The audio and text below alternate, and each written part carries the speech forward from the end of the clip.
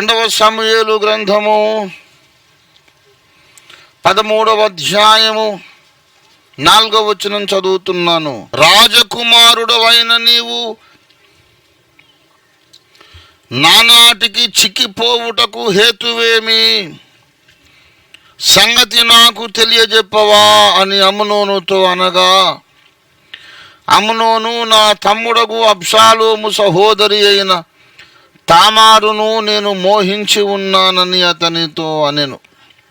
చిన్న మాట ప్రార్థన చేసుకుందాం. ప్రేమ కలిగిన మా మహాపరిశుద్ధ తండ్రి, నాతో మాతో మీరు మాట్లాడి మమ్మను దీవించి బలపరిచి లేవనెత్తి నిలవబెట్టి ముందున్నటువంటి నీ పరిశుద్ధమైన సేవ కొరకు మమ్మను ఆయత్తపరిచి పంపించమని వేడుచున్నాం. నీ దీన సేవకుడు నీ పక్షంగా మాట్లాడబోచుండగా నీ దినదాసుని నీ పరిశుద్ధ శిలువ రక్తముతో బాగా కడిగి శుద్ధీకరించి ఆశీర్వదించి పవిత్రపరిచి పావనపరిచి నీ పరిశుద్ధ దేవాగ్ని చేత బంగారము వలె మీ దాసుని పుటము వేసి నీ పరలోక దేవాలయ గర్భాలయములోన నీ సువర్ణ తైలము చేత మీ దాసుని ముమ్మరముగా అభిషేకించి మీ దాసుని నోట నీ మాటలే ఉంచి మీ చేత నీటిలో కప్పి ఉంచి నాతో మాతో మీరు విరివిగా సంభాషించి మమ్మను వెలిగించి మండించి మా ఇళ్లకు పంపించమని యేసునామమున స్తుతించి ప్రార్థిస్తున్నాము తండ్రి. ఆమేన్, ఆమేన్. ప్రభునందు నాకు అత్యంత ప్రియులారా, రాజకుమారుడు అనగా వాడికి పోషణ కొరకు కానీ కనీస అవసరాలు తీర్చుకోవడానికి కానీ ఏ విధమైన కొరత అతడికి ఉండదు. మామూలు బీద కుటుంబాల్లో ఒకడు పుట్టాడు అనుకోండి, కూలివాని కుమారుడు, పేదవాని కుమారుడు, కార్మికుని కుమారుడు, వ్యవసాయదారుడి కుమారుడు, భిక్షగాడి కుమారుడు ఉన్నారనుకోండి, మధ్యతరగతి కుటుంబాల్లోని కుమారుడు ఉన్నాడు అనుకోండి, వాడికి సరైన ఆహారం దొరకదు, సరైన వస్త్రాలు ఉండకపోవచ్చు.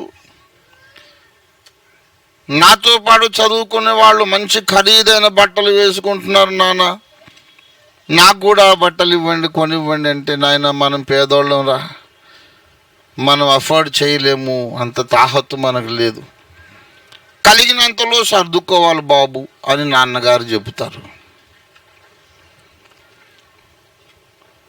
వాళ్ళ ఇంట్లో ఎప్పుడు కూడా ఏదో మాంసాహారం, చికెన్ మటన్ కర్రీలు వండినట్టు గుమగుమలాడే వాసనలు. మన ఇంట్లో ఎందుకు నాన్న గంజి అంటే, మనకంత స్తోమత లేదు నాయన, దేవుడు ఇచ్చింది ఏదో కలిగిన గంజో కలువ తాగి సంతృప్తి చెంది ఊరుకోవాలి అని ఎప్పుడూ సర్దుకుపోవాల్సి వస్తుంది. రాజకుమారుడికి ఆ కర్మ పట్టలేదు. ఏమి కావాలో అది తినగలడు, ఏమి కావాలో అది ధరించగలడు. కానీ ఇక్కడ ఒక రాజకుమారుడు ఉన్నాడు, వాడు నానాటికి చిక్కిపోతున్నాడు. ఎందుకురా చిక్కిపోతున్నావు? భోజనం లేదా? ఓ కావలసినంత ఉంది. మరి వస్త్రాలు లేవా? ఏమైనా జబ్బు చేసిందా? జబ్బు చేస్తే రాజవైద్యులు ఉన్నారు. ఏమైంది నీకు? రాజకుమారుడవైన నీవు నానాటికి చిక్కిపోవచ్చున్నావేమి? మనమందరము రాజకుమారులం. క్రీస్తునందు మారు మనస్సు పొంది విశ్వాసముంచి బాప్తిస్మము పొందిన ప్రతి ఒక్కరూ రాజకుమారుడు, రాజకుమార్తె. రాజకుమారులంగా, పరలోక చక్రవర్తి కుమారులు, కుమార్తెలుగా మన పరిస్థితి ఏంటి? మన స్టేటస్ ఏంటి? నాకు లేమి కలుగదు. అది మనకున్నటువంటి స్థితిగతులు. యెహోవా నా కాపరి, నాకు లేమి కలుగదు. సింహము పిల్లలు లేమి గలవై ఆకలి కొనును గాని యెహోవాను ఆశ్రయించువానికి ఏమీ కొదువై ఉండదు. He shall not lack anything. He shall not lack anything. He shall not want anything. ఏ విషయంలో కూడా కొదువ అనేది లేదు. దేవుడు ప్రతి అవసరమును తీర్చును. మీకు కావలసినవన్నీ దేవుడు ఇస్తాడు. దేవుడు మీకు అవసరమైంది ఏది కూడా బిగబట్టడు. ఫిలిప్పీ పత్రిక 4వ అధ్యాయము 19వ వచనం. కాగా దేవుడు క్రీస్తు యేసునందు తన ఐశ్వర్యము చొప్పున మహిమలో మీ ప్రతి అవసరము తీర్చును.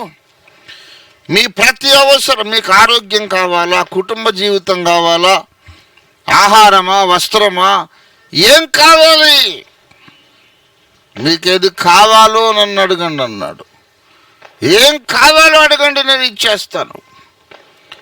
ప్రార్థన ఆలకించే దేవుడు మనకుండగా, మనం అడుగుదానికంటే ఊహించుదానికంటే అధికముగా చేయగలిగిన సమర్థుడు మన కన్న తండ్రి అయి ఉండగా, సర్వ విశ్వమును సృష్టించి పరిపాలించే దేవుడు మన నాన్నగారై ఉండగా మనకి ఎందుకండి దిగులు?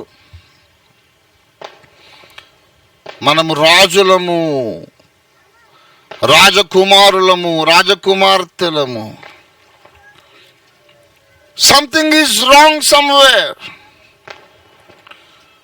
ఈ రాజకుమారులు చిక్కిపోతున్నారు, రాజకుమార్తెలు చిక్కిపోతున్నారు. సంతోషము లేదు, సమాధానము లేదు, ఆనందం లేదు, నోటి నిండా నవ్వు లేదు. రక్షణ పొందిన వాడికి ఉండే లక్షణం ఏంటి తెలుసా? ఆనందము, ఆత్మవిశ్వాసము, ఎల్లప్పుడూ నోటి నిండా స్తుతులు స్తుతులు. 34వ కీర్తనలో విశ్వాసి కనబడతాడు మనకు. నేనెల్లప్పుడూ యెహోవాను సన్నుతించెదను, నిత్యము ఆయన కీర్తి నా నోట నుండును. నిత్యము ఆయన కీర్తి నా నోట ఉండును. మన నోట్లో ఏముండాలి? దేవుని గూర్చిన స్తుతులు, దేవుని గూర్చిన ఆరాధన, స్తోత్ర యాగం ఉండాలి. 126వ కీర్తన 2వ వచనం. సియోనుకు తిరిగి వచ్చిన వారిని యెహోవా చెరలో నుండి రప్పించినప్పుడు మనము కలగనిన వారి వలె ఉంటిమి. మన నోటి నిండా ఏముండెను? నోట్లో నవ్వు ఉండాలి, ముఖం మీద సంతోషం ఉండాలి, మనసులో శాంతి సమాధానం ఉండాలి, కాన్ఫిడెన్స్ ఉండాలి. You have God the Almighty, God the Father, God the Creator as your own daddy. ఎంత కాన్ఫిడెన్స్ ఉండాలి, ఎంత ధైర్యం ఉండాలి. నీలో నదురు బెదురు కనపడకూడదు. ఏ మాత్రం కూడా నువ్వు అసలు చలించకూడదు. బైబిల్ అభివర్ణిస్తున్న విశ్వాసం ఎటువంటి వాడో చూడండి. 112వ కీర్తన 7వ వచనం. వాని హృదయము యెహోవాను ఆశ్రయించి స్థిరముగా ఉండును. వాడు దుర్వార్తకు జడియడు. దేనికి జడియడండి? దుర్వార్తకు జడియడు. అంటే వాడికి దుర్వార్తలు వస్తూ ఉంటాయా లేవా? దుర్వార్తలు ఎప్పుడు రావా విశ్వాసులకు? చెడు వార్తలు, ప్రమాదాలు వస్తున్నాయనే వార్తలు, అవమానము నీకు వస్తుందనే వార్త, జనము నిన్ను కూర్చి చెడ్డగా చెప్పుకుంటున్నారనే వార్త వస్తుంది. డిస్టర్బ్ చేసేటటువంటి వార్తలు వస్తాయి, కానీ నువ్వు డిస్టర్బ్ కావు. ఏమయ్యా లోకమంతా ఇలా చెప్పుకుంటున్నారంటే 7 సార్లు పోవంటాం. మనం ఖాతరు చేయం. Because we are special people. అందరిలాంటి వాళ్ళం కాదు, మనం దేవుని పిల్లలం. లోకములో ఉన్నాము కానీ లోక సంబంధులం కాదు. లోకంలో ఉన్నాము కానీ మనము దేవుని సంబంధులం, దేవుని ఆత్మ కలిగిన వాళ్ళం, దేవునితో సమాధానపడిన వాళ్ళం. విశ్వ చరిత్ర, మన లోక చరిత్ర, మన దేశ చరిత్ర, మన బ్రతుకు చరిత్ర ఎవరు గుప్పిట్లో ఉన్నాయో ఆయన చేతిలో మనం ఉన్నాం. మనం ఇంకా తల్లి గర్భములో రూపించబడుచుండగా నియమించబడిన దినముల్లో ఒక్క దినమైనా కలుగక ముందే మన దినములన్నీ ఏ గొప్ప దేవుడు గ్రంథంలో రాసి పెట్టాడు, ఆయన పిల్లలుగా మనం ఉన్నాం. Just remember your status. క్రైస్తవులలో ఆనందం లేకపోయే కారణం ఏంటి? ఎందుకు దిగులు, ఎందుకు బాధ, ఎందుకు చింత, ఎందుకు అశాంతి? ఒక విషయం చెబుతున్నా వినండి. మనోవేదన, మనోవ్యాధి అన్ని రోగాలకు తల్లి. టెన్షన్ పెట్టుకుంటే తప్పకుండా షుగర్ వస్తుంది. టెన్షన్ పెట్టుకున్న వాడికి బీపీ వస్తుంది. టెన్షన్ పెట్టుకున్న వాడికి ఆ బ్లడ్లో కొలెస్ట్రాల్ అంతా అక్యుములేట్ అయిపోయి హార్ట్లో బ్లాకేజెస్ వస్తాయి. మెల్లమెల్లగా హార్ట్ అటాక్ వస్తుంది. టెన్షన్ పెట్టుకున్న వాడికి రక్తం చిక్కబడిపోయి బ్రెయిన్లో గుండా వెళ్ళేటప్పుడు అది ప్రవహించలేక బ్రెయిన్లో అంత కేశనాళికలు ఉంటాయి, అంతంతలో గొట్టాలు ఉండవు. ఆ కేశనాళికలు గుండా రక్తం ప్రవహించలేక చిక్కబడ్డప్పుడు క్లాట్ ఏర్పడుతుంది. క్లాట్ ఏర్పడితే పారాలిటిక్ స్ట్రోక్ వస్తుంది. Paralysis, BP, sugar, heart attack అన్నిటికీ తల్లి టెన్షన్, మెంటల్ టెన్షన్. ఎందుకు టెన్షన్ పడతారు? కొంతమంది టెన్షన్ పడడంలో సిద్ధాస్తులు, టెన్షన్ పడడంలో ప్రవీణులు. అపోల్లో ధర్మశాస్త్ర ప్రవీణుడై ఉండేను. కొంతమంది ఏమో టెన్షన్ ప్రవీణులు భలేగా ప్రాక్టీస్ చేసేసారు. పక్కన కూర్చుంటే చాలు, అయ్యారు ఎలాగండి, మరి ఎలాగండి, ఇలా జరిగింది, అలా జరుగుతుందండి. ఇదేంటి మరి జరగకపోతే ఇది లోకమే కాదు, పరదేశ్, ఇది సహజము. ఆ ఇంటి పక్క వాళ్ళు అర్థం చేసుకోవట్లేదంటే అర్థం చేసుకుంటారని నువ్వెందుకు అనుకున్నావు? మీరు లోక సంబంధులు కాదు, లోకములో నుండి మిమ్మల్ని ఏర్పాటు చేసుకున్నాను కాబట్టి లోకము మిమ్మల్ని ద్వేషించుచున్నది. You expect opposition and envy and criticism from the world. You expect it. దేవుని కొరకు బ్రతకాలని ఎప్పుడైతే అనుకున్నావో అప్పుడు లోకము నీకు విరోధం, సాతాను శక్తులన్నీ నీకు విరోధం. You must be disturbed if nobody is criticizing you. ఎవరు విమర్శించకపోతే నువ్వు బేచైన్ అయిపోవాలి. అరే అన్నా, నేను ఎక్కడో కాంప్రమైజ్ అయిపోయినట్టున్నా, సంథింగ్ ఈజ్ రాంగ్. ఏమన్నా ఇప్పుడు 10 రోజుల పాటు చూస్తున్నా, నన్ను ఎవరు ఏమనడం లేదు. What is this? ఎవడనేమో అనేటట్టు మీరు అందరూ ప్రార్థన చేయండి అని మనం ప్రేయర్ రిక్వెస్ట్లు పంపించాలి. ఎవడు మనల్ని ఏమనడం లేదంటే అర్థం ఏంటంటే సైతాను గాడికి మనం పొగబెట్టలేదని అర్థం. సైతాను గాడిని మనం పరేషాన్ చేయలేదని అర్థం. వాడు పరేషాన్ అయితే వాడు గుప్పిట్లో ఉన్న లోపల వాడు ప్రేరేపణ పెట్టి ఏదో మన ఉల్టా పొగబెడుతుంటాడు. సైతాను గాడిని సర్పము అన్నాడు దేవుడు, ఆది మహా ఘట సర్పం. ఆ గోడవారగా అక్కడి నుంచి ఒక త్రాచుపాము పోతుంది అనుకోండి, అటు నుంచి వెళ్ళిపోతుంది అనుకోండి. మనం ఇక్కడ కూటమి పెట్టుకుంటున్నాం. అనవసరంగా ఆ పాము జరజర పాకి మన మధ్యలోకి వచ్చి ఈ కెమెరా ముందుకు వచ్చి పడిగెత్తి బుస్సుమని, ఏందిరా ఏందో కూటమి పెట్టుకున్నారు, ఏం పని లేదా మీకు? ఎవడు పెట్టమన్నాడు? మిమ్మల్ని పర్మిషన్ ఎవడు ఇచ్చాడు? ఏదో సర్పం గిర్పం అని నా గురించి మాట్లాడి చెబుతున్నారు. ఏంటిది? పిచ్చి పిచ్చుకుందా? నోరు మూసుకొని పోండ్రి, లేకుండా కష్టమని బుస్సుమని కాటేస్తే ఆ గ్యాస్ సమాజమే అని అంటుందా? అది ఆ గోడంబడి వెళ్ళిపోయి అటు వెళ్ళిపోద్ది, మన జోలికే రాదు. పాము పడగెత్తి బుస్సుమని ఎప్పుడు అంటుంది చెప్పండి? మనము కర్ర తీసుకొని దాని వెంట పడతాం. ముందు మనము కర్ర తీసుకొని దాని వెంట పడినా సరే అది మన మీదకి అప్పుడే పడగ లేపదు. ఎక్కడైనా రంధ్రం ఉందేమో, కలుగులో రంధ్రంలో దూరి ఎక్కడన్నా దూలాలు కర్రలు ఉన్నాయో ఎక్కడన్నా మరుక్కి వెళ్ళిపోయి తప్పించుకుందామనే, ఎస్కేప్ అయిదామనే దాని ప్లాన్. ఆ దూలాలు గీలాలు తీసి పక్కన పడేసాము, దూరిపోవడానికి కంత లేదు, ఇక కర్ర దెబ్బ దాని మీద పడక తప్పదు. ఆ లాస్ట్ మూమెంట్లో లైఫ్ థ్రెట్ ఉంది కాబట్టి పడగెత్తి బుస్సుమంటుంది అది. అప్పటిదాకా పాము బుస్సుమనదు. అటువంటి సిచ్యువేషన్ వచ్చేదాకా సైతాను కూడా నీ మీద బుస్సు అనడు. వాడు ఎస్కేపిస్ట్ అండి. ఆడు పెద్ద మొనగాడేం కాదు. సాధ్యమైనంత వరకు సేఫ్టీలోకి ఎస్కేప్ అయిపోదామని అనుకో పిరికి పందవాడు. Don't think that is a great valiant warrior అని అనుకోకండి. ఐసీ బాత్ నై, వాడేం పెద్ద మొనగాడు కాదు.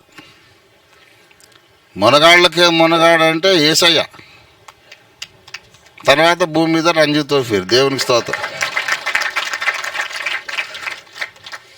నేనే కాదు, ప్రతి తరంలో కొందరు ఉన్నారు మొనగాళ్ళు. అట్లా Martin Luther, John Wesley, William Carey, Adoniram Judson, ఏలియా, యెహోషువ, మోషే, పౌలు ఉన్నారు. ఎందరో వీరాధి వీరులు ఉన్నారు. దేవుని బిడ్డలారా, మనము అటాకర్స్ అనమాట. మనం పోయి సైతాన్ గారి జోలికి మనం ముందు పోదాం. ఏంద్రా ఏమో ఎక్కువ నకరాలు చేస్తున్నావు, క్యాహే దేవుడు సృష్టించిన లోకం మా డాడీది ఇది, ఏం పాడు చేస్తున్నావు, నడ్డిరుగుతుంది ఏమనుకున్నావు, గెట్ అవుట్ చేస్తే చలో అని మనం వాడి జోలికి పోతాం. అప్పుడు కూడా వాడు కొంచెము తప్పించుకుందామని చూస్తాడు. మనం తప్పించుకోవడానికి వీలు లేకుండా వాడిని కార్నర్ చేసి తంతానని చెప్పేసి లేస్తామన్నమాట. అప్పుడు వాడికి ఇక ఎటు తప్పించుకోలేని పరిస్థితిలో బుస్సుమంటాడు. ఎందుకంటే నన్ను ఇప్పుడు వదులు లేకుండా నిన్ను కాటేస్తానని బెదిరింపది. అప్పుడు భయపడకుండా పడక మీదనే ఒకటి ఇచ్చుకున్నాం అనుకోండి, దోసకాయ పచ్చడి అయిపోతాడు వాడు. దేవుని బిడ్డలారా, సాతానును సర్పముతో దేవుడు పోల్చాడు. ఎందుకనగా మనము వాడికి ఏదైనా సమస్య పెడితే తప్ప వాడు మన జోలికి రాడు. ఏదో రకంగా మనం వాడికో ప్రాబ్లం అయిపోయాం, అందుకు మన జోలికి వస్తాడు. కొంతమంది అడుగుతారు, క్రైస్తవులకే ఎందుకు వస్తాయండి ఇవన్నీ దయ్యాలు? క్రైస్తవులు కూటాలలో మేమందరం ఎక్కడ ఎన్నో ఈవెంట్స్ జరిపించుకుంటున్నాము, మరి అక్కడ ఎప్పుడు రావే దయ్యాలు అని అంటే అట్లెట్లు వస్తాయి దయ్యాలు? మీతో వానికి ఏమైనా డేంజర్ ఉంటే కదా. కొంతమంది నామకార్థ సంఘాల వాళ్ళు అంటారు, మా దగ్గరికి రావే దయ్యాలు, మీరు ఎప్పుడు పెంతెకోస్తు దగ్గరికి వస్తాయి, మీరు పెద్ద ప్రార్థనా పనులు మీ దగ్గరికి ఎట్లా వస్తాయి అంటే, అవును మా దగ్గరనే కసబూసమంటాడు వాడు. మీరు వానికి పొగ పెడితే కదా, మీరు ఇంకా వానికి మంచిగా పాలు పోసి వాడిని ఇంకా వాడిని ఖుష్ చేస్తున్నారు. వాడిని you are making him happy. పిల్లారా, సాతానుకు మనతో ప్రమాదం ఉన్నది కనుక మనల్ని వాడు దాడి చేస్తాడు, మన మీద దాడి చేస్తాడు. ఏదో రకంగా ఒక సమస్య పెట్టడము, భార్యాభర్తల మధ్య అగాధం సృష్టించడము, ఆర్థిక ఇబ్బందులు తీసుకురావడము, మన మీద అపనిందలు సృష్టించడము, అనారోగ్యం ఏదో పెట్టడము, ఏదో ఒక రకంగా నిన్ను వాడు పరేషాన్ చేయాలనేది వాడి ఉద్దేశం. కాబట్టి సాతాను అతని అనుచరులు నీ మీద దాడి చేస్తారు అనేది నీ యొక్క నార్మల్ ఎక్స్పెక్టేషన్ కావాలి. The normal Christian life is a life which is always under attack. If there is no attack from the enemy, it is abnormal Christian life. It is a nominal Christian life. సహజమైన క్రైస్తవ జీవితం నీది కానే కాదు. దుర్వార్తలు ఉంటాయి. కొంతమంది పాతకాలంలో Telegram అని వచ్చి, ఇప్పుడు టెలిగ్రామ్లు లేవు అనుకోండి. టెలిగ్రామ్ మామూలుగా రాదు. ఎవరన్నా ఫలానా తాతయ్య సీరియస్, స్టార్ట్ ఇమ్మీడియట్లీ అంటే అర్థం ఏంటంటే చచ్చిపోయిండని అర్థం. సీరియస్ అయితే you need not start immediately, already gone. నువ్వు లేట్గా వస్తే ఇక్కడ నేను సమాధి పెట్టేది లేట్ అయిపోద్ది కనుక స్టార్ట్ ఇమ్మీడియట్లీ. ఫలానా వాడు మీ మదరు మీ ఫాదరు సీరియస్, స్టార్ట్ ఇమీడియట్లీ అనడానికి, సావు వారితో మరణ పడక మీద ఉన్నాడనే వారితో ఏదో చెప్పడానికే టెలిగ్రామ్ వస్తుంది ఆ రోజుల్లో. కాబట్టి పోస్ట్ మ్యాన్ వచ్చి టెలిగ్రామ్ అని టెలిగ్రామ్ అని ఇక్కడ వీడు గొప్ప కూలిపోతాడు. టెలిగ్రామ్ అనగానే ఇప్పుడు వీని దావాన్ని తీసుకుపోవాలి హాస్పిటల్. సార్ టెలిగ్రామ్ అనగానే కూలిపోయాడు సార్ అని వాడు ఏం కావాలి, ముందు వీడు టపా కట్టేస్తాడు. అవును టెలిగ్రామ్ అన్నాడు, నువ్వెందుకయ్యా బేహోష్ అవుతున్నావు అంటే ఎవరికేమైందోనని, అంటే మా తాతయ్య చచ్చిపోయిందేమోనని. అంటే తాతయ్య అయినాక ఇంకా చచ్చిపోకుండా ఉంటాడు, ఇంకెన్నేళ్ళు బతుక. అచ్చా సరే భయ్, ఎప్పుడు చచ్చిపోనిస్తావు చెప్పు, నువ్వు పర్మిషన్ ఎప్పుడు ఇస్తావు? ఎన్నేళ్ళు అయితే ఇప్పుడు సరిపోయినంత బతికాడు దేవుడా, ఇప్పుడు తీసుకుపో హ్యాపీగా అని ఎప్పుడు అంటావు? ఎప్పటికైనా వాడు 20 ఏళ్ళకి చచ్చినా వద్దంటావు, 50 ఏళ్ళకి చచ్చినా వద్దంటావు, 100 ఏళ్ళకి చచ్చినా వద్దంటావు. ఎన్నేళ్ళు చచ్చినా కూడా ఇంకా ఆశ ఉండాలి. వాళ్ళకి ఆశ, వీళ్ళకి ఆశ, ప్రతిదీ టెన్షనే. అవును పోతే పోయాడు, ఉంటే ఉంటాడు, నువ్వు ఉంటావేంటి? పలానాడు చచ్చిపోయాడు అంటే అయ్యో పాపం అంట. ఏంది అయ్యో పాపం? నువ్వు పోవు. అందరూ బస్ స్టాండ్లో ఉన్నారు, ఒకడు ముందు వచ్చిన బస్సు ఎక్కాడు, మనం సోడా తాగదామని పక్కకు పోయినా మీ బస్సు వెళ్ళిపోయింది. బస్సు ఎక్కినాడు, అయ్యో పాపం అనుకొని వీడు రెండో బస్సు ఎక్కుతాడు. అయ్యో వీడు కూడా పోయినాడు, అయ్యో పాపం అని వీడు మూడో బస్సు ఎక్కుతాడు. అందరూ బస్సు ఎక్కిపోవడమేనా? బస్ స్టాండ్లో ఉండి బస్సు ఎక్కిన చూసి అయ్యో పాపం ఏంటిది? అందరం బస్ స్టాండ్లో ఉన్నాం బాబు, వెనక ముందు అందరూ బస్సు ఎక్కాల్సిందే. అసలు మనుషులు చచ్చిపోతారనేది టెన్షన్ కానే కాదు, దాని ఏముందండి. అవును కాలధర్మం అంటారు దాన్ని, కాలధర్మము చెందాడు. కాలధర్మము మనము నిన్నటి వారమే అంటాడు బైబిల్లో, మనము నిన్నటి వారమే. ఇవాళ మనకు లేదు, దేవుడు ఇచ్చాడంతే ఆయన గిఫ్ట్గా. నిన్ననే వెళ్ళిపోవాలి మనం, ఇవాళ బ్రతుకున్నామంటే ఆయన కృప. ఇంకా మనం పరిశుద్ధులం అవుతామని దేవుడు మనకు టైం ఎక్స్టెన్షన్ చేశాడు. ఎక్స్టెన్షన్ ఇది అంతే. ఎప్పుడో వెళ్ళిపోవాలి మనం, కానీ పోలేదు, దేవుని దయ. ఇంకా ఉన్నాడు అనేది దేవుని కృప. మనకంటే చిన్నోళ్ళు పోలేదా? దేనికంటే మనుషులు టెన్షన్ పడతారు. టెలిగ్రామ్ అనగానే టెన్షను, ఇంటికి ఎవరైనా వస్తే టెన్షను, పరీక్షల్లో టెన్షన్, అన్ని టెన్షనే.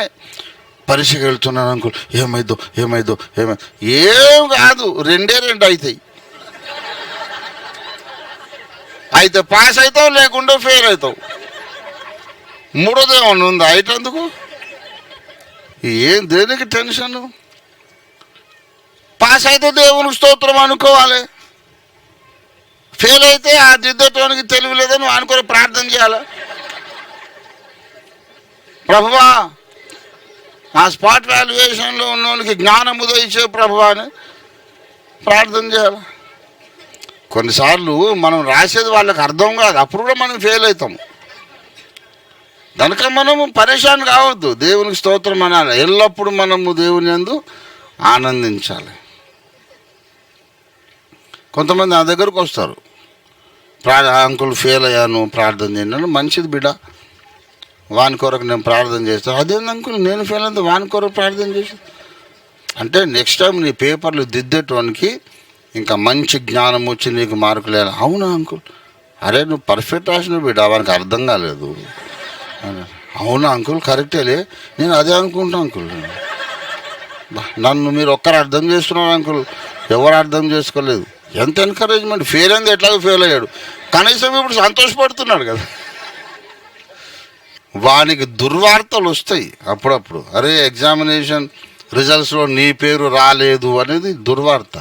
అయితే వాడు జడియడు, పోతే పోయిందిలే పర్వాలేదమ్మా, నెక్స్ట్ టైం మళ్ళీ అటెంప్ట్ చేద్దాం. ప్రతి ఒక్కడు ఫస్ట్ సిట్టింగ్లోనే పాస్ వెళ్ళిపోతుంటే కాలేజీలన్నీ ఎట్లా బ్రతకాలి? మనం ఎప్పుడు మన సంగతి చూసుకోవడమే కాదండి, అందరి మీద ఆలోచించాలి. ఇతరుల బాధలు పట్టించుకోవడమే క్రైస్తవ జీవితం. ఎప్పుడు మన బాధ మనమే కాదు. కనుక పాస్ అయిన వాళ్ళ ద్వారా దేవునికి మహిమ, దేశానికి లాభం. ఫెయిల్ అయిన వాళ్ళు కూడా ఒక అందుకు పనికొస్తున్నారు. ఎందరో లెక్చరర్లు, ఇన్స్టిట్యూషన్లు బ్రతికిపోతున్నాయి. వాళ్ళని దేవుడు ఆశీర్వదించును గాక. పాస్ అయినా ఫెయిల్ అయినా పర్వాలేదు. ఇంకోటి చెప్పనా, నేను మహా తెలివైన వాళ్ళకు చదువు అవ్వదు. Albert Einstein, the wisest man ever lived, next to Jesus and Solomon. 14 ఏళ్ల వయసు వచ్చేదాకా ఆల్రావు. ఆల్బర్ట్ ఐన్స్టీన్ జీవిత చరిత్ర చదవండి. ఎన్నిసార్లు బడికి పంపించినా ఏబిసిడీలే రావు. ఈ ముద్దుబుర్రకు మేము పాఠం చెప్పలేమని చెప్పి ఎల్లగొట్టేది టీచర్లు.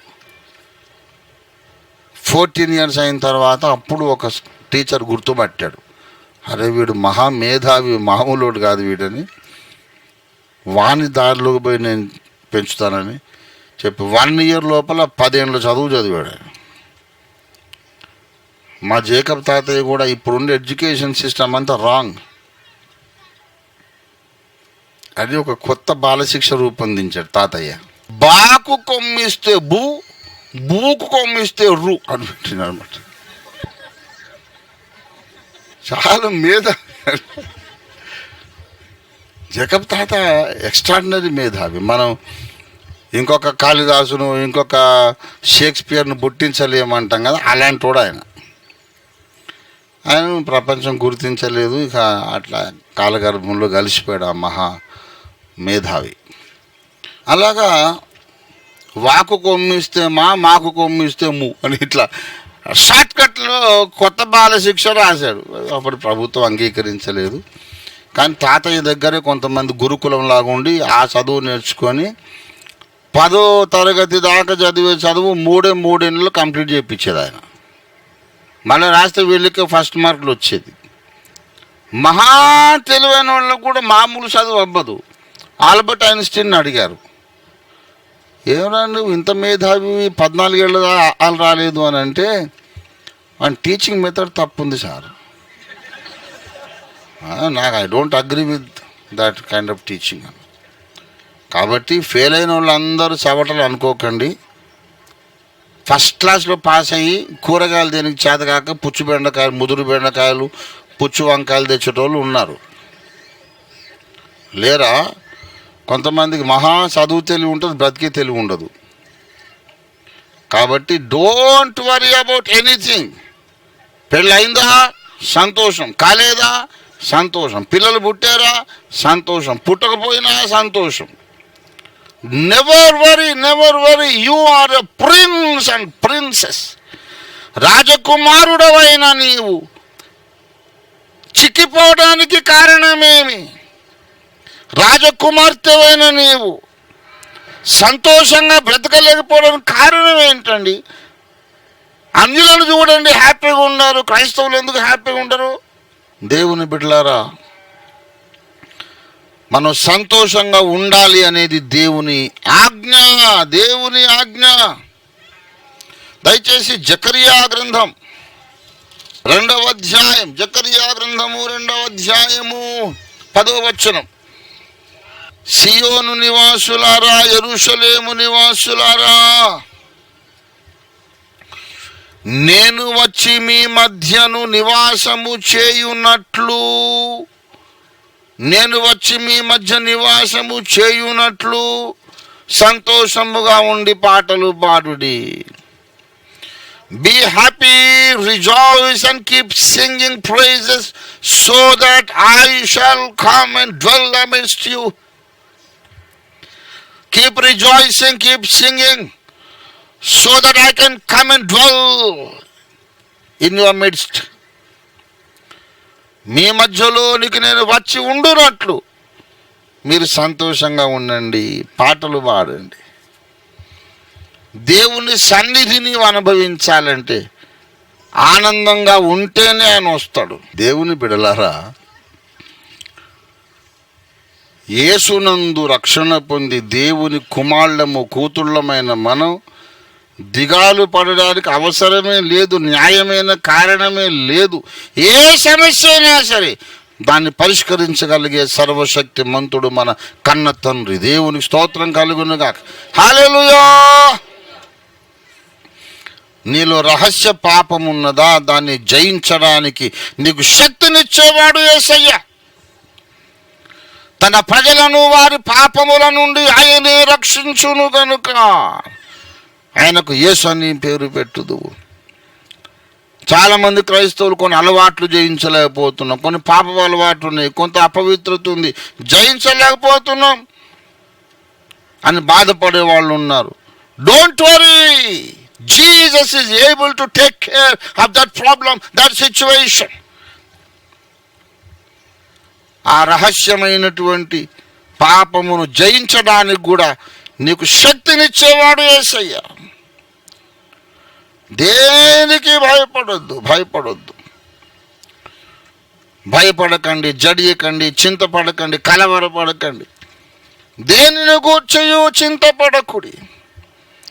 కొంతమంది ప్రార్థన చేయడం రావట్లేదు అన్నయ్య అని చింతపడతారు. దాని చింతపడమని ఉందా బైబిల్లో? దేనిని గూర్చి చింతపడకుడి అంటే దాన్ని గూర్చి కూడా చింతపడద్దు. ప్రార్థన చేయడం నీకు రావడం లేదు కాదు, don't worry, Christ will teach you to pray. నీతో ప్రార్థన ఆయనే చేయిస్తాడు. దేవుని స్తోత్రం కలుగును గాక. హల్లెలూయా. నీ నోటికి మాటలు అందిస్తాడు, మనసుకు తలంపులు అందిస్తాడు. ఏలియా మన వంటి స్వభావం గల మనుషుడే. అంత బలమైన ప్రార్థనా పరునిగా ఏలియాను చెక్కిన దేవుడు నిన్నెందుకు చెక్కలేడు, నన్నెందుకు చెక్కలేడు?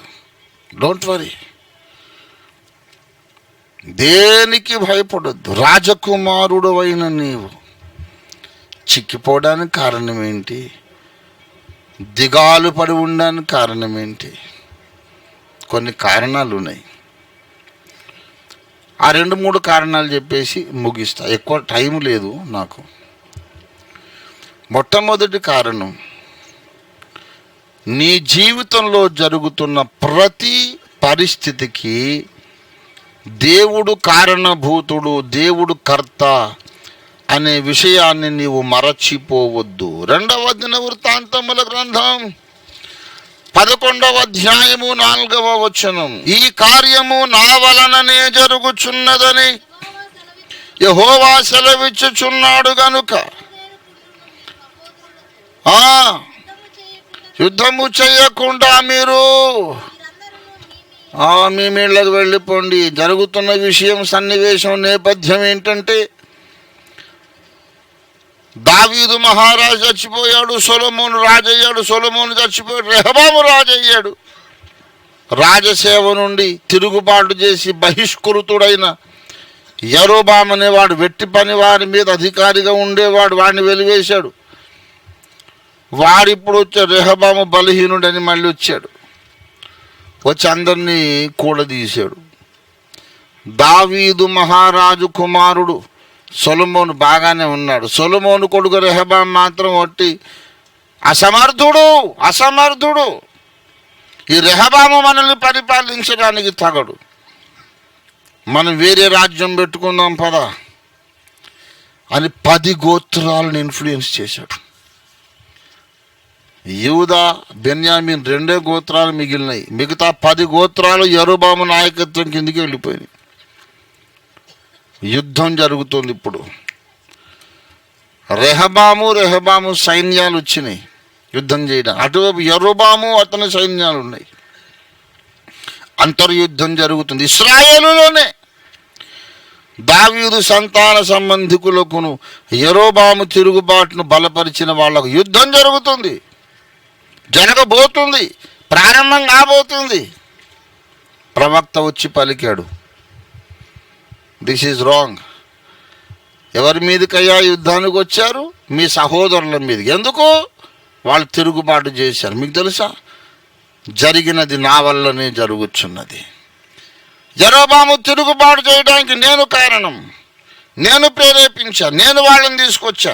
రాజ్యం 2 ముక్కలు చేయడం నా చిత్తం. యరొబాముతో మీరు పోరాడితే, యరొబాము కాదు, నాతోనే పోరాడే వాళ్ళు అవుతారు. మీరు గెలవరు. యుద్ధము మాని ఎవరింటికి వాళ్ళు వెళ్ళిపోండి. జరుగుచున్నది నా వల్లనే జరుగుచున్నదని యెహోవా సెలవిచ్చుచున్నాడు. ఈ మాట నీ జీవితానికి అప్లై చేసుకో, అన్వయించుకో. నీకున్న ఆరోగ్య స్థితి, కుటుంబ పరిస్థితి, ఆర్థిక పరిస్థితి దేవుని వలన జరుగుచున్నది. God is involved in your life. కానీ వదిలిపెట్టలేదు నిన్ను ఆయన. నిమిషము నీ జీవితంలో యేసయ్య శ్రద్ధ కలిగి ఉన్నాడు, జోక్యం చేసుకుంటున్నాడు.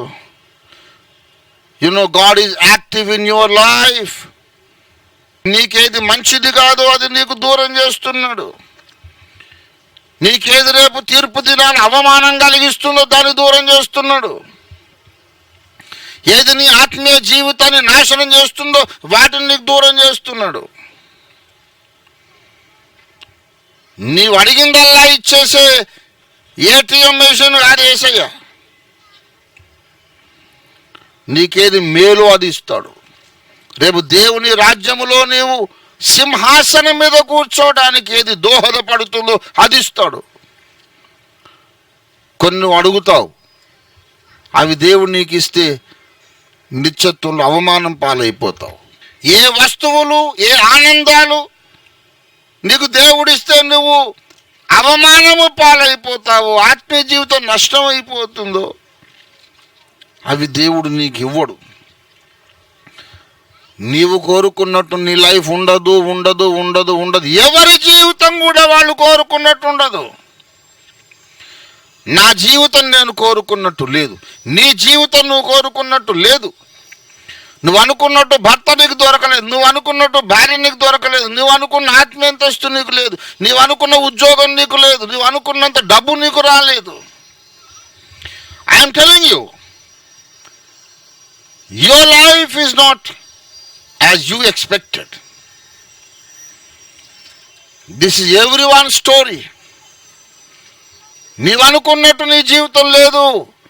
But 100% sure I'm telling you, నీ జీవితం నువ్వు అనుకున్నట్టు లేదు, కానీ నీ జీవితం దేవుడు అనుకున్నట్టుందంతే. దేవుని స్తోత్రం కలుగును గాక. దేవుడు ఎలాగో రాసి పెట్టాడు అలాగుంది నీ జీవితం. ఎందుకు పోరాటం? దేవుడే ఈ పరిస్థితి కల్పించాడు.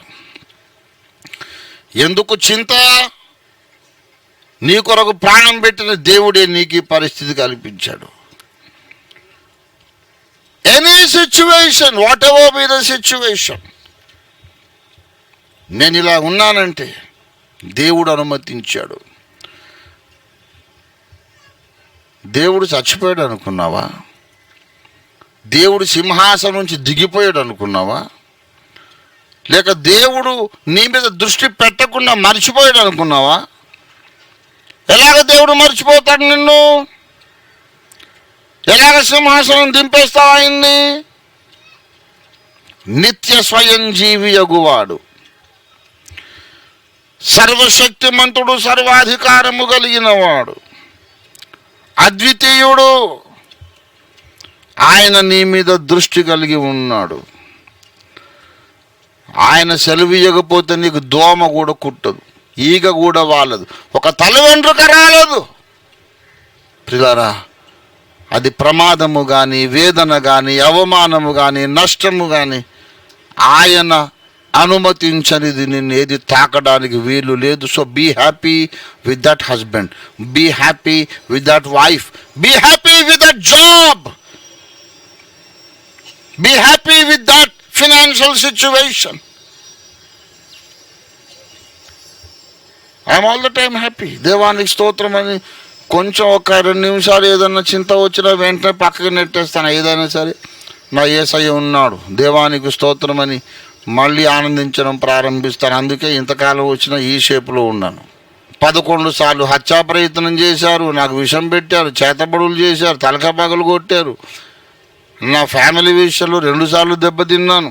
ఆర్థిక ఇబ్బందులు, ఇంత మెంటల్ టెన్షను, నిద్ర లేదు, రోజుకు 2 గంటల నిద్ర నాకు. ఆ నిద్రలో కూడా కోడి నిద్ర. అప్పుడే కానీ ఇట్లా గురకబెట్టి మళ్ళీ ఫోన్ మోగిద్ది, మళ్ళీ లేచి కూర్చొని ఆ నిద్ర కళ్ళతో ప్రార్థన చేసి మళ్ళీ పడుకోవడం. 35 సంవత్సరాలు రెస్ట్లెస్ లైఫ్ అండ్ మినిస్ట్రీ. ఎందుకు తెలుసా? The secret of my energy is not Boost. The secret of my energy is I rejoice in the Lord always. దేవుని స్తోత్రం కలుగును. యెహోవా యందు నేను ఆనందించేదను, నా దేవుని యందు సంతోషించేదను.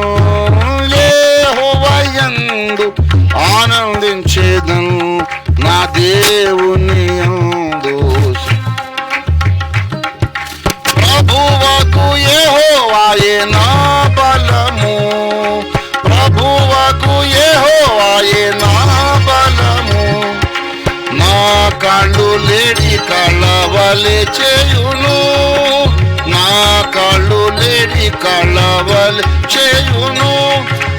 ఉన్నత స్థలముపై నడిపించును, నా దేవుని యందు సంతోషించేదను.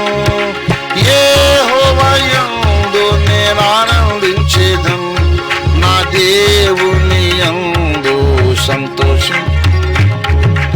అంజూరపు చెట్లు పూయకుండిను, అంజూరపు చెట్లు పూయకుండిను.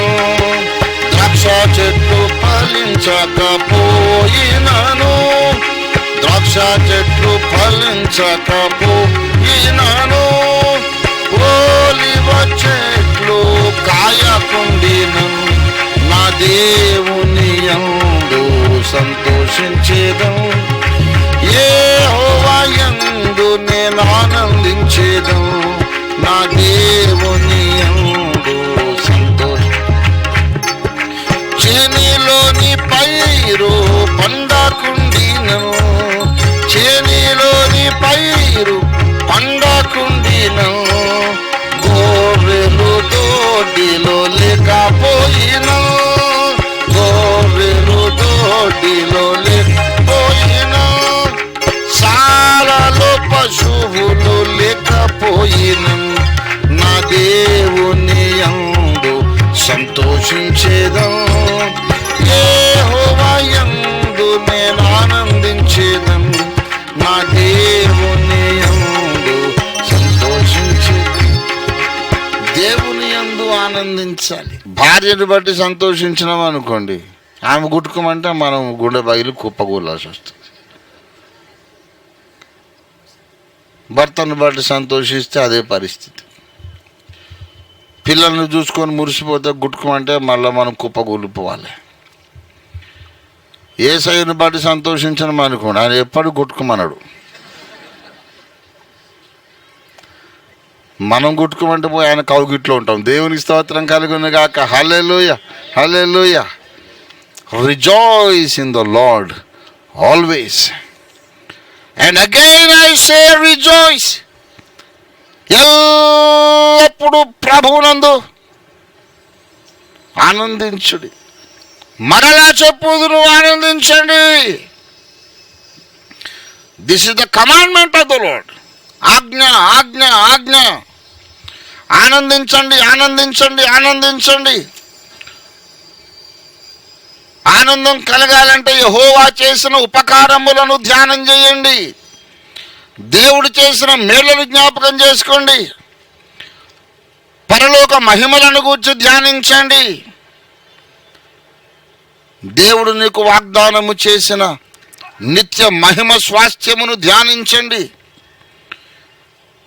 దేవుని కొడుకన్నాడు, కూతురన్నాడు, దైవములని పిలిచాడు. నా సింహాసనం మీద కూర్చుండబెట్టుకుంటానన్నాడు, నీకు రాజ్యం ఇస్తానన్నాడు, జీవ కిరీటం ఇస్తానన్నాడు. వ్యాధి, మరణము, ముసలితనము, వడగాడ్పు, కన్నీరు, వేదన లేనటువంటి మహిమ లోకానికి నేను తీసుకెళ్తానన్నాడు. యుగ యుగములు, యుగ యుగములు, యుగ యుగములు ఆనంద ప్రపంచంలో నిన్ను నివసింపజేస్తానన్నాడు. నీ కొరకు స్థలము సిద్ధపరచి వెళ్ళుచున్నానన్నాడు. పరలోకాన్ని గురించి ఆనందించండి, ఆలోచించండి. మీ తలంపుల నిండా పరలోకం ఉండాలి. విశ్వరాజధాని దర్బారు ఉండాలి. సింహాసనాసురుడైన తండ్రి అయిన దేవుడు ఆయన ముందు 24 పెద్దలు సింహాసనాల మీద కిరీటధారులై కూర్చున్నారు. అక్కడ ఉండాలి నీ మైండ్, అక్కడ ఉంది నా మైండ్. అందుకే నాకు ఇవన్నీ పెద్ద అంటావన్నమాట. అందరూ వచ్చి దండలు వేసిన ఒకటే, రాళ్ళు వేసిన ఒకటే, నా కుటుంబం నా చుట్టూ ఉన్నా ఒకటే, లేకున్నా ఒకటే, అందరూ వచ్చి భజన చేసిన ఒకటే, తూలనాడినా ఏం పర్వాలేదు, కుछ फर्क नहीं पड़ता मुझे. I'm there, my mind is there. నాకు చెవుడు వచ్చేసి చెప్తాడు. లోకం ఏమంటుందో నాకు వినబడదు, కనబడదు, అర్థం కాదు. నాకు దేవుడు చెప్పిందే వినబడుతుంది, దేవుడు చూపించిందే కనబడుతుంది, యేసయ్య మాటే వినబడుతుంది, ఆయనలో ఆనందం అంతే. దేవుని స్తోత్రం. ఎట్లా తెలుసా, కొంతమంది హెడ్ ఫోన్స్ పెట్టుకొని రోడ్డు మీద నడుచుకుంటూ పోతుంటారు. వాడు హెడ్ ఫోన్స్ పెట్టుకొని మధ్యలో ఒకడే అదే పిచ్చోడే, ఏం పాగలేం అయిపోయింది వీడు, ఏం సంగతి, పాగల ఖానాకు పోతున్నాడా లేకుంటే గోడ దూకి వచ్చాడా?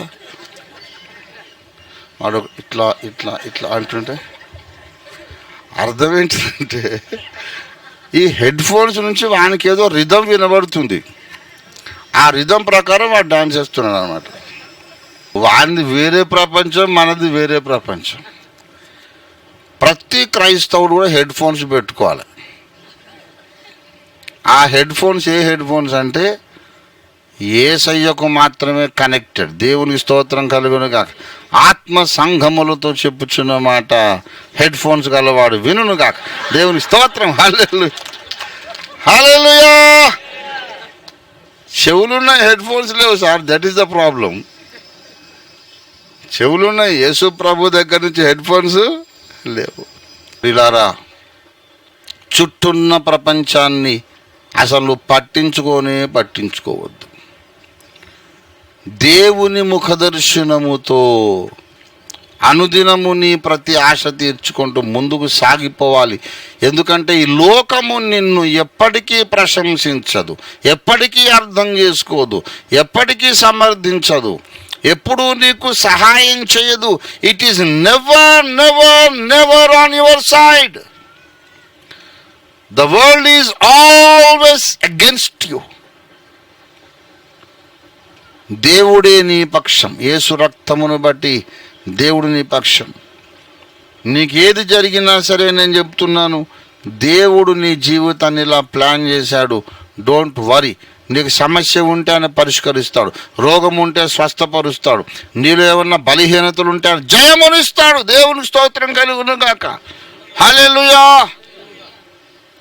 నీకేది కావాలో ఆయన అనుగ్రహించగల సమర్థుడు, నీవేది కోరినా ఇవ్వగల శక్తివంతుడు. కానీ ఏది కోరినా ఇవ్వడు, అడిగిందల్లా ఇవ్వడు, అడిగిందల్లా ఇవ్వడండి దేవుడు. అర్థమైందా? నేను నోరు జారలేదు. మీరు అడిగిందల్లా దేవుడు ఇవ్వడు అంటున్నా. ఎందుకో తెలుసా? నువ్వు బొగ్గును అడుగుతావు, ఆయన వజ్రం ఇస్తాడు. వెండి కంచం అడుగుతావు, బంగారు పళ్ళెం ఇస్తాడు. పూరి గుడిసె నువ్వు కోరుకుంటావు, నీకు ఆయన రాజభవనం ఇస్తాడు. నువ్వు అడుగు దానికంటే, ఊహించు దానికంటే విలువైన ఆశీర్వాదాలతో నేను ఎదుర్కొంటాడు. దేవుని స్తోత్రం కలుగును గాక. హల్లెలూయా. మనం అడిగింది ఇవ్వడం దేవుని ప్రేమ, ఇవ్వకపోవడం ఇంకా ఎక్కువైన ప్రేమ. దేవునికి స్తోత్రం కలుగును గాక. Hallelujah, hallelujah. Be happy all the time. అప్పుడు వచ్చి మన మధ్య ఉంటాడు. దేవుడు ఉల్టా ప్రశ్న అడగ, ఎందుకు బిడ్డ ఇంత కృంగిపోయి ఉన్నావు, ఎందుకు నాయన, ఎందుకు కొడుక ఇలాగ బాధపడుతున్నావు అని అడగకూడదు ఆయన.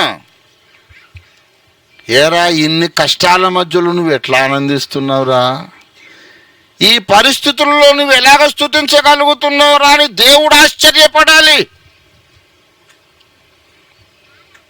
దేవుడు వచ్చి అడగాలి, ఏరా బిడ్డ ఇన్ని తిప్పలు పెట్టి 30 తిప్పలు పెట్టా నిన్ను, గంతులేసి నాట్యం ఆడి స్తుతిస్తావేంటి అంటే, నాయన ఇవన్నీ కష్టాలు వచ్చే నిజమే, కానీ ఇవి నాకేం కనపడలేదు తండ్రి. నాకు పరలోకము, అక్కడ బంగారు వీధులు, బంగారు గోడలు, బంగారు భవనాలు, మహిమ వస్త్రాలు, జీవ కిరీటం, యుగ యుగములు. అది కదా నా ఇల్లు నాయన, ఇది కాదు కదా. ఈ భూమి దాని మీద ఉన్న కృత్యములు కాలిపోతాయి కదా. నిత్య నివాసం అక్కడ ఉంది కదా. దేవుని బిడ్డలారా, దాన్ని చూసి నేను ఆనందించానని మనం చెప్పగలిగితే దేవుడు మురిసిపోతాడు, మనం ఆనందిస్తాం, దేవుడు ఆనందిస్తాడు. దేవుని స్తోత్రం కలుగును గాక. ఐగుప్తును విడచినట్టి మీరు అరణ్యవాసులే ఈ ధారలో. ఐగుప్తును అరణ్యవాసులే నిత్యానివాసములే దీలలో నా నేత్రాలు కాననుపై నిల్పుడి. నిత్యానివాసములే దీలలో నా నేత్రాలు కాననుపై నిల్పుడి. సియోను పాటలు సంతోషముగా పాడుచు సియోను. ఆనందమయ ప్రపంచం, ఆనందమయ పరలోకము, అక్కడ నుండి వచ్చునిసు. పరలోకము మనది నుండి వచ్చునిసు. సియోను గీతము సుంపు గకలసి పాడేదము ప్రభు యేసుకు జయ. సియోను గీతము సొంపుగా పాడేదము ప్రభు యేసుకు జయ. సియోను పాటలు సంతోషముగా పాడుచు సియోను. సంతోషముగా పాటలు పాడుచు. మీ కుటుంబములో ప్రతిరోజు కుటుంబ ఆరాధన ఉండాలి. భార్యాభర్తలు కలిసి స్తుతి పాటలు పాడాలి. ప్రభువా నీకు వందనాలు, మమ్ము రక్షించుకున్నందుకు నీ స్తోత్రం. ఈ రోజంతా మాకు తోడుగానే ఉన్నందుకు నీకు వందనాలు. మీరు ఇచ్చిన ఆరోగ్యం కొరకు, రక్షణ కొరకు నీకు స్తోత్రం. పరిశుద్ధ గ్రంథం కొరకు నీకు స్తోత్రం. నాలో ఉన్న పరిశుద్ధాత్మ కొరకు నీకు స్తోత్రం. మా నిత్య స్వాస్థ్యము కొరకు నీకు స్తోత్రం అని స్తుతించి దినచర్యలు అడుగుపెట్టాడు. మీ శత్రువులందరూ పటాపంచలైపోయి పారిపోతారు. అడ్రస్ వెతికిన కనబడడు. కుటుంబముగా స్తుతించండి, వ్యక్తిగతంగా స్తుతించండి, సంఘముగా స్తుతించండి. నువ్వెంత స్తుతిస్తావో, ఎంత ఆనందిస్తావో అంత మహిమతో నింపబడతావు. I tell you that is your decision. This is the message this afternoon on this Sunday. Whether you are willing to worry and be sad, you are willing to rejoice and be happy, it is your choice. సంతోషంగా ఉండండి, ఎల్లప్పుడూ సంతోషించండి, ఎల్లప్పుడూ ఆనందించండి, సంతోషంగా ఉండి పాటలు పాడండి. ఇన్ని ఆజ్ఞలు ఎందుకు ఇచ్చాడంటే your choice. If you want to be happy you can be happy. You want to be sad you can be sad. ఆనందంగా ఉండాలి అని నీవు అనుకుంటే నీకు అవకాశం ఉంది ఉంది ఉంది ఉంది. స్తుతించాలనుకుంటే నీకు అవకాశం ఉంది. ఏడవాలి, దుఃఖపడాలి, ఏడు మొహం పెట్టుకొని ఎప్పుడు దిగాలు పడి ఉండాలంటే నీకు అవకాశం ఉంది. దుఃఖపడడానికి మనకందరికీ అవకాశం ఉంది. కారణాలు ఉన్నాయి ఉన్నాయి ఉన్నాయి. ఆనందంగా ఉండాలనుకుంటే దానికి కూడా నీకు అవకాశం ఉంది. కారణాలు రెండిటికి ఉన్నాయి. దుఃఖపడడానికి కారణాలు ఉన్నాయి, సంతోషపడడానికి కారణాలు ఉన్నాయి. నీ ప్రిఫరెన్స్ని బట్టి దృష్టి దీని మీదనో పెట్టు. నువ్వు లిస్ట్ రాసుకో. ఫస్ట్ ఆఫ్ ఆల్ నీ ప్రాబ్లమ్స్, నీ వరీస్ అన్నీ రాసుకో.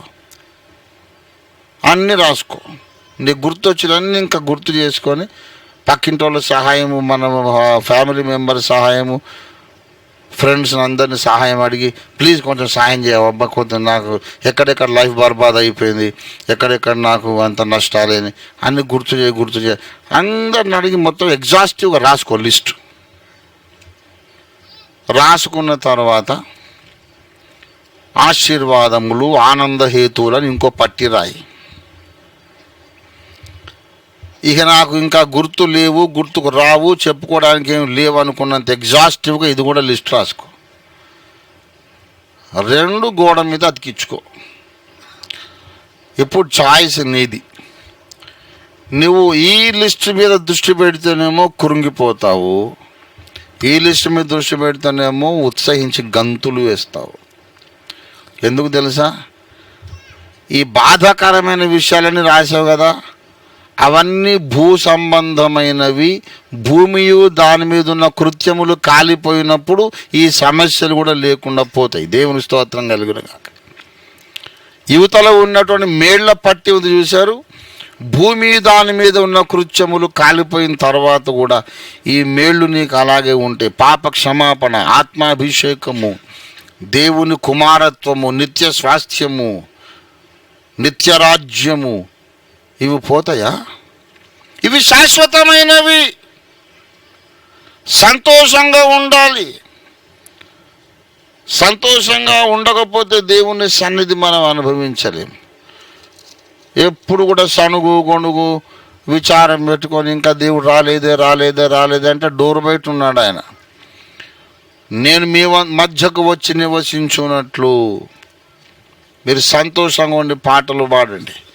మొట్టమొదటి విషయం, గాడ్ ఈజ్ ఇన్ కంట్రోల్. దేవుడి నీ జీవితాన్ని జోక్యం చేసుకుంటున్నాడు, నడిపిస్తున్నాడని మీరు నమ్మాలి. 2వ విషయము, దేవుని వాగ్దానములను నమ్మాలి, దేవుని మంచితనమును నమ్మాలి, దేవుడు నీకు మేలు చేద్దాం అనుకుంటున్నాడని నమ్మాలి. దేవునికి స్తోత్రం కలుగునుగాక. హల్లెలూయా. దయచేసి గమనించాలి, దేవుడు నీకు మేలు చేయబోతున్నాడు అని నీవు నమ్మాలి. ఇర్మియా గ్రంథం 29వ అధ్యాయము 11వ వచనం. మీరు ఎవరైనా సరే ఇది రాసుకోండి, మీరు దీన్ని రోజు చదువుకోండి, స్వతంత్రించుకోండి. నేను మిమ్మల్ని గూర్చి ఉద్దేశించిన సంగతులను నేను ఎరుగుదును. రాబో కాలమందు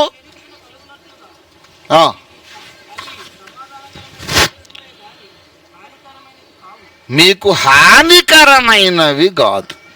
రాబో కాలం మందు మీరు ఎవరైనా సరే, నువ్వెవరైనా సరే, నీ స్థితిగతులు ఏవైనా సరే, రాబో కాలములో మీకు మేలు కలుగున్నట్లు దేవుడు ఆలోచనలు చేశాడు. అవి హానికరమైనవి కాదు, సమాధానకరమైనవే. God has the best in store for you. Take up this promise. రేపు ఎల్లుండి నాకు మేలు కలగబోతుంది. దేవునికి స్తోత్రం కలుగును గాక. హల్లెలూయా. దేవుడు గొప్ప మేలు నా కొరకు సిద్ధపరిచి పెట్టాడు. దేవునికి స్తుతి కలుగును గాక. హల్లెలూయా. దేవుని వాగ్దానములు ఎన్ని అయినను అవన్నీ 2వ కొరింథీ 1:18 ప్రకారం చదవండి దయచేసి. దేవుడు నమ్మదగిన వాడు. హల్లెలూయా. మేము మీకు చెప్పిన మాటలు అవునని చెప్పి కాదన్నట్టుగా ఉండలేదు, కానీ మా చేతను అనగా నా చేతను, సిల్వాను చేతను, తిమోతి చేతను మీలో ప్రకటింపబడిన యేసుక్రీస్తు అవునని చెప్పి కాదని వాడై ఉండలేదు, కానీ ఉన్నాడు. అందరూ చెప్పండి, దేవుని వాగ్దానములు ఎన్ని అయినను అవి అన్నీ అవును అన్నట్టుగా ఉన్నవి, నిశ్చయములై ఉన్నవి. ఎవరి యందు? క్రీస్తు యందు. దేవునికి స్తోత్రం కలుగును గాక. ఒక గొప్ప భక్తుడు అన్నాడు, worry and fear is a wrong state of mind which doubts God's promises. Worry and fear is a wrong state of mind which doubts God's promises.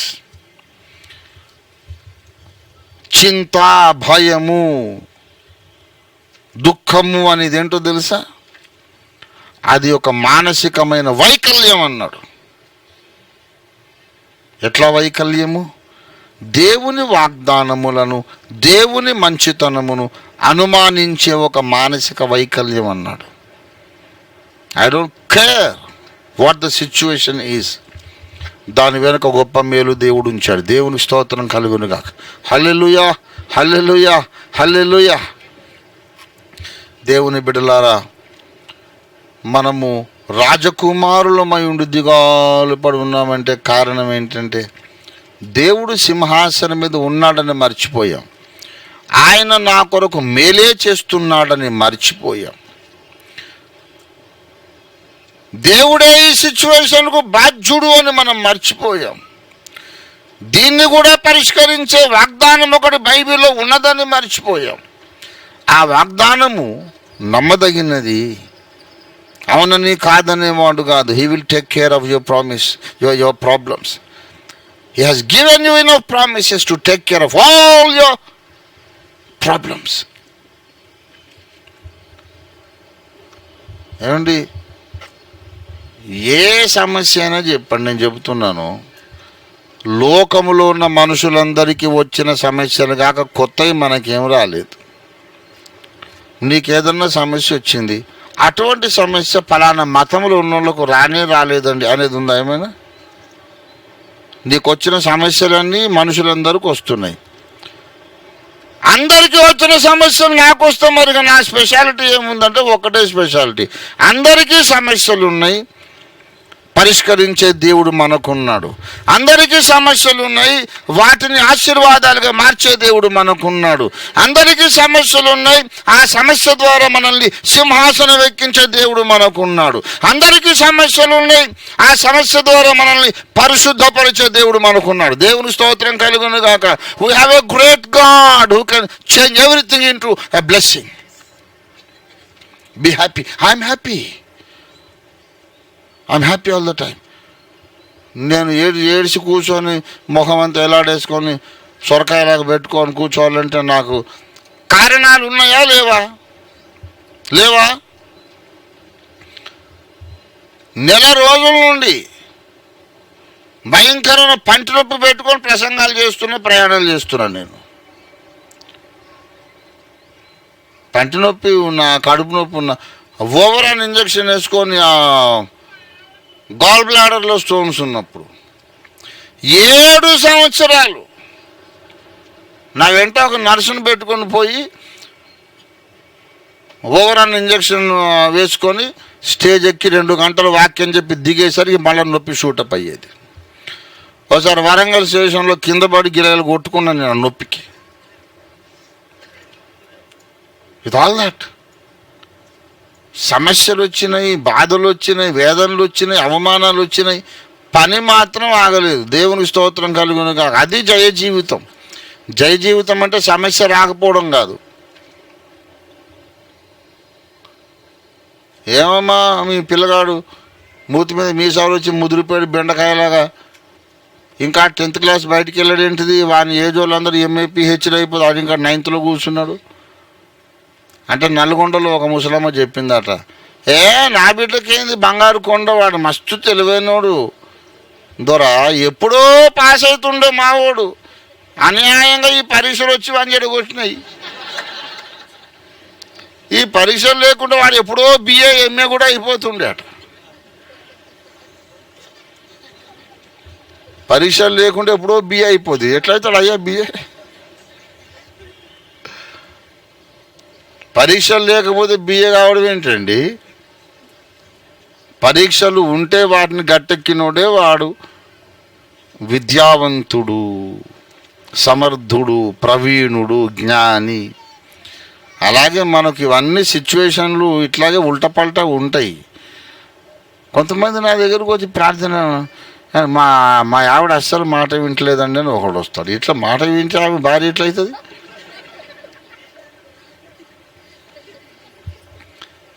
నా భర్త నన్ను చాలా బాధ పెడుతున్నాడంట. బాధ పెట్టేటోడే భర్తనే. భర్త అంటే అర్థం నిర్వచనం తెలుసు అసలు? మరి భర్త అంటే ఏమనుకున్నావు? పల్లకి పెట్టుకొని మోస్తాడు అనుకున్నావా? ఫ్యామిలీ అంటేనే అది ఒకరినొకరు పొగబెట్టుకొని దాని ద్వారా ఒకరినొకరు ప్రార్థనా గదికి నడిపిస్తారన్నమాట. Behind every prayer warrior there is a woman. ప్రతి ప్రార్థనా వీరుని వెనుక ఒక స్త్రీ ఉన్నది. ప్రతి ప్రార్థన యోధురాలి వెనుక ఒక పురుషుడు ఉన్నాడు. పరస్పర సహకారంతో వీళ్ళు మోకాళ్ళ ప్రార్థన జీవితాన్ని సాధన చేస్తారు. పొగబెట్టుకోకుండా వీళ్ళిద్దరే బిజీ అయిపోతారు, ఇక దేవునితోనే మాట్లాడతారు. కనుక ఇవన్నీ సమస్యలే కాదు. కొంతమంది జలుబు చేసిందని సమస్య, ఎక్కువ తుమ్ములు వస్తున్నాయని ఒక సమస్య, ఎక్కువ ఆకలి అవుతుందనో సమస్య, ఆకలి అవటం లేదనో సమస్య, పిల్లలు ఎక్కువ అల్లరి చేస్తున్నారనే సమస్య. అరే అల్లరి పిల్లలు చేయకుండా మనం చేస్తామా? అదంతా మామూలే. అసలు నా ముందుకు వచ్చే ప్రార్థన విన్నపాలు 100% ఒట్టొట్టి. అది నాకు భారంతో ప్రార్థన కూడా చెయ్యను. పిల్లలు పుట్టలేదని ఒక సమస్య. పుట్టకపోతే మీరిద్దరు ఫుల్ టైం దేవుని సేవ చేయండి. సైతానుడు మాకు పిల్లలు పుట్టకుండా చేశాడు అయ్యగారు ప్రార్థన చేయండి అంటారు కొంత. నేను చెప్తున్నా సింపుల్ పరిష్కారం, మీరు 24 గంటలు సేవ చేయండి. అరే పిల్లలు పుట్టకుండా చేస్తే వీరు ఇట్లా ఎక్కువ సేవ చేస్తున్నారని పరేషానే, వాడు అర్జెంటుగా వాడు ఆటంకం తీసేస్తాడు. వాడు మర్యాదగా ఒక పిల్లగాని పుట్టిస్తే 2-3 ఏళ్ళన్నా సేవ చేయరని చెప్పి వాడు అట్లనన్నా కనీసం ఆటంకం తొలగిస్తాడు. పిల్లలు పుడితే దేవుని స్తోత్రం, పుట్టకపోతే దేవుని స్తోత్రం. పెండ్లయితే దేవుని స్తోత్రం, కాకపోతే ఇంకెక్కువ స్తోత్రం. మా ఆవిడ మా మాట వింటే స్తోత్రం, వినకపోతే ఇంకెక్కువ స్తోత్రం. సర్వకాల సర్వావస్థలలో ఆనందించువాడే క్రైస్తవుడు. సియోనుకు తిరిగి వచ్చిన వారిని చెరలోంచి రప్పించినప్పుడు మనం కలగన్న వారి వలె ఉండను. మన నవ్వు చెప్పండి మన నవ్వు, మన నోటి నిండా నవ్వు ఉండేను. నవ్వు నా నోటి నిండా ఉంది. నవ్వు ఉంది నోటి నిండా నవ్వు ఉండాలంటే ఏం చేయాలి చెప్పండి? ఒకరికొకరు కితకితలు పెట్టుకోవాలనా? నోటి నిండా నవ్వు ఉండాలంటే ఏం చేయాలి? దేవుడు నా కొరకు మేలు సిద్ధపరిచాడు, జరుగుతున్నదంతా దేవుని వల్ల జరుగుతున్నది. పావుగంట ప్రసంగం అని గంటంబావు ప్రసంగము కూడా దేవుని వలన జరుగుతున్నది. హల్లెలూయా. అనుకున్న ప్రకారం 10 నిమిషాలు ముగిస్తే దేవుని స్తోత్రం, ముగించకపోయినా కూడా అవునా కాదా? ప్రతి గ్రంథము రాసినప్పుడు ఏదో ఒక శోధన. ఇప్పుడు ఈ గ్రంథాలు అయిపోయినాయి, ఇక గ్రంథాలే లేవు కాబట్టి అన్నీ అయిపోయినాయి కనుక శోధనలు కూడా అయిపోయినాయి. ఇక వాడు సైతాన్ గారు కూడా చేతులు ఎత్తేసాడు. ఓటమి ఒప్పుకొని వెళ్ళిపోతున్నాడు వాడు. నేనేం చేయలేకపోయిన ఇతన్ని ఎన్ని సమస్యలు పెట్టినా 8వ గ్రంథం కూడా బయటకు వచ్చేస్తుంది. ఇతడు జయశాలి, గెలిచాడు, అసలైనటువంటి జయశాలి వీడు. నేను ఏం చేయలేకపోయానని తలకాయ దించుకొని పోతున్నాడు. దేవుని బిడ్డలారా, ప్రభువులో ఆనందించటమే మన విజయం, అది సైతానుకు ఓటమి. దేవునికి స్తోత్రం కలుగును గాక. Hallelujah. Just don't give any attention to the problems in your life. ఎల్లప్పుడూ సంతోషించడం అని ఒక పనిగా పెట్టుకుందామండి. వాళ్ళ ఇదే సందేశం. మీరు ఈ వారం అంతా ఈ డ్యూటీ పెట్టుకోండి. రోజు కూర్చొని మోకరించి బైబిల్ చదివి, దేవా నీవు నాకు చేసిన మేళ్ల కొరకు, ఉపకారముల కొరకు నీకు వందనాలని అరగంట సేపు దేవుని స్తుతించి ఆరాధించి తరువాత దినచర్య మొదలుపెట్టి చూడండి. వచ్చే వారం అంతా మీరు ఈ మట్టి భూమి మీద కాదండి, పరలోకపు బంగారు వీధులలో నడిచిన అనుభవం పొందుతారు. దేవునికి స్తోత్రం కలుగును గాక. హల్లెలూయా, హల్లెలూయా. మామూలు మనుషులు యేసయ్య వచ్చినప్పుడు పరలోకానికి వెళ్తారు. ఆరాధకులు ఇప్పటి కాలం మంది పరలోక భూమి మీద నడుస్తారు, పరలోకపు గాలి పీలుస్తారు. ప్రార్థన చేసుకుందాం. ప్రభువా మాకు ఇటువంటి స్థిత ప్రజ్ఞత దయచేయనాయన, ఇటువంటి ఆనందమయ క్రైస్తవ జీవితం మాకు దయచేయనాయన. మాలో చింతను దిగులును తొలగించు తండ్రి. అని ప్రార్థన చేద్దాం. ఇది ప్రార్థన సమయము, ఇది ఆరాధన సమయం, ఇది ఆనంద సమయం, ప్రభువులో మనం ఆనందించే సమయం. దేవునికి స్తోత్రం, స్తోత్రం, స్తోత్రం, స్తోత్రం. హల్లెలూయా, హల్లెలూయా. రెండు చేతులు ఆకాశంతో పైకెత్తి మనం ప్రభువును స్తుతిద్దాం, ఆరాధిద్దాం. హల్లెలూయా, హల్లెలూయా, హల్లెలూయా, హల్లెలూయా. Just don't give any attention to your problems. Don't give any kind of attention to your problematic situation. Your God is beyond all these problems, far above these problems. ఈ సమస్యలన్నిటికంటే మించిన వాడు నీ దేవుడు, నీ దేవుడు, నీ దేవుడు, నీ రక్షకుడు. నీలో పాపం ఉంటే దాని మీద జయమునిచ్చేవాడు యేసు. పాప బంధకములను త్రెంచివేసి విడుదల ఇచ్చేవాడు యేసు.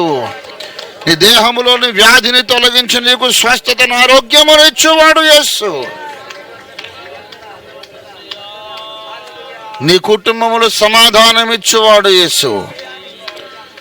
హల్లెలూయా. యేసు, యేసు, యేసు, నీవే నాకు ఆనంద హేతువు నాయనా. నిన్ను మించిన ఆనందము లేదు నాయన, మీ సన్నిధిని మించిన సంతోషం లేదు ప్రభువా. హల్లెలూయా, హల్లెలూయా, హల్లెలూయా, హల్లెలూయా, హల్లెలూయా, హల్లెలూయా, హల్లెలూయా, హల్లెలూయా, హల్లెలూయా, హల్లెలూయా, హల్లెలూయా, హల్లెలూయా, హల్లెలూయా, హల్లెలూయా. ప్రభువా, నాకు వచ్చిన ప్రతి సమస్య కొరకు నీకు వందనాలు, ప్రతి పరిస్థితి కొరకు నీకు వందనాలు. ఓ ప్రతి అవమానము కొరకు నీకు వందనాలు, ప్రతి నింద కొరకు నీకు స్తోత్రం. మీరు నా మీద మోపిన పని భారము కొరకు నీకు వందనాలు. మీరు నాలో ఉంచిన నీ పరిశుద్ధాత్మ కొరకు నీకు వందనాలు. నా తల మీద పోసిన మీ తైలం, అభిషేక తైలము కొరకు నీకు వందనాలు. నాకు అనుగ్రహించిన 66 గ్రంథాల లేఖనము కొరకు నీకు వందనాలు. పరిశుద్ధాత్మ వరముల కొరకు నీకు వందనాలు. నీ సేవ దర్శనము కొరకు నీకు వందనాలు. హల్లెలూయా. సత్యమందు నన్ను ప్రతిష్ఠ చేసావు, నీకు వందనాలు. ఓ సత్యమందు నన్ను నిలబెట్టావు, నీకు వందనాలు, వందనాలు, వందనాలు, వందనాలు, వందనాలు. ఆనందిస్తాను తండ్రి, నీలో ఆనందిస్తా తండ్రి. I will be happy in you, Jesus. I will rejoice in you, Jesus. I'll praise you always, O Lord Jesus. All the time I'm going to worship you, Lord. స్తుతించుటే నా విజయము, నీకు వందనాలు. ఆనందించుటే నా విజయము, నీకు వందనాలు. నీపై భారము వేసి నాట్యమారుటే నా విజయము, నీకు వందనాలు, వందనాలు, వందనాలు. నేను నీలో ఆనందించి స్తుతించుట సాతానుకు అపజయము గనుక యేసు, నీకు వందనాలు. ఓ సాతాను పారిపోవచ్చున్నాడయ్యా, నీకు వందనాలు. సాతాను కార్యములు కాలిపోవచ్చున్నవి, నీకు వందనాలు. నాలోని సందేహములు కాలిపోవచ్చున్నవి, నీకు వందనాలు. సాతాను కట్టిన బంధకములు కాల్చివేయబడుచున్నవి, నీకు వందనాలు. హల్లెలూయా, హల్లెలూయా, హల్లెలూయా, హల్లెలూయా. ఓ జరుగుచున్నది యేసు, నీ వల్ల జరుగుచున్నది. Oh whatever is happening in my life, you are the author, you are the reason, you are the cause, you are the maintainer, you are the sustainer of my life. ప్రేమ కలిగిన మా మహాపరిశుద్ధ తండ్రి, నువ్వు గొప్ప దేవుడవు. నీవిచ్చిన రక్షణ గొప్పది, నీ నామము గొప్పది. నీ నామం అంతటి కంటే నీవిచ్చిన వాక్యాన్ని గొప్ప చేసి ఉన్నావు. మా భాగ్యము గొప్పది. ఓ ఇశ్రాయేలు విను, నీ భాగ్యం ఎంత గొప్పది అని మమ్మను మీరు ప్రభువా ఆనంద భరితులను చేసినందుకు నీకు వందనాలు. దుష్టుడైన అపవాది, అబద్ధికుడైన అపవాది మాకు సమస్యలు చూపెడుతున్నాడు. ఇదిగో నీ సమస్య ఎంత గొప్పది అంటున్నాడు. కానీ మా పరమ తండ్రి, మా కన్న తండ్రి, నీ మాటే వింటాము నాయనా. ఈ సమస్య గొప్పదని కాదు, మేము ఒప్పుకోం తండ్రి. ఓ ఇశ్రాయేలు, నీ భాగ్యం ఎంత గొప్పది. యెహోవా రక్షించిన నిన్ను పోలిన వాడేవాడని చెప్పిన నీ మాటను మేము స్వతంత్రించుకుంటున్నాం. మా భాగ్యము గొప్పది, మా భాగ్యము గొప్పది. నీవిచ్చిన రక్షణ గొప్పది, నిత్య స్వాస్థ్యము గొప్పది, నీ వాగ్దానములు గొప్పవి. హల్లెలూయా, హల్లెలూయా, హల్లెలూయా. ఓ రబరదరబరరియార కరందరరియాబరాసి, హల్లెలూయా రి కలందరరియాబర శందరరియార కరలబరాసి. మునుముందు మీరు మా కొరకు సిద్ధపరిచిన మేలు ఎంతో గొప్పది, నీకు వందనాలు. హల్లెలూయా తండ్రి, నీకు వందనములు యేసయ్యా. ఇలాగ స్తుతులతో నింపబడిన హృదయములతో, స్తుతులతో నింపబడిన నోళ్లతో, మా నాలుక ఆనంద గానముతో నింపబడి ఉండగా, మా నోళ్ళ నిండా నవ్వు ఉండగా, వచ్చే వారం అంతా ఆనంద యాత్ర చేసి ఆనంద భరితులుగా మళ్ళీ వచ్చే వారం నీ సన్నిధికి రావడానికి సహాయం చేయమని, సకల దుష్టాత్మ శక్తులన్నిటినీ ఆ శక్తుల చేత ప్రేరేపించబడిన మానవులను యేసునామములో బంధించి వేస్తూ ఘన విజయాన్ని, సంపూర్ణ విజయాన్ని స్వాతంత్రించుకుంటాం. యేసు పరిశుద్ధ నామంలో స్తుతించి ప్రార్థిస్తున్నాం తండ్రి. మన తండ్రి అయిన దేవుని ప్రేమ, యేసయ్య కృప, పరిశుద్ధాత్మ దేవుని తోడి దివ్య మనోహర సహవాసం చేరువచ్చిన మనకందరికీ భూలోకమందున సకల భక్త కోటికి సత్య సంబంధులందరికీ సదాకాలం ఎడబాయిక తోడైండును గాక. మరిన్ని వివరములకు మమ్మల్ని సంప్రదించండి. ఓఫిర్ మినిస్ట్రీస్, LIG 86/1, 3వ phase, KPHP colony, Kukatpally, Hyderabad 500072. మా ఫోన్ నంబర్స్ 9908773008, 9955110044. మా వెబ్సైట్ www.ofirministries.org. మా ఇమెయిల్ satyvedasaram@ofirministries.org.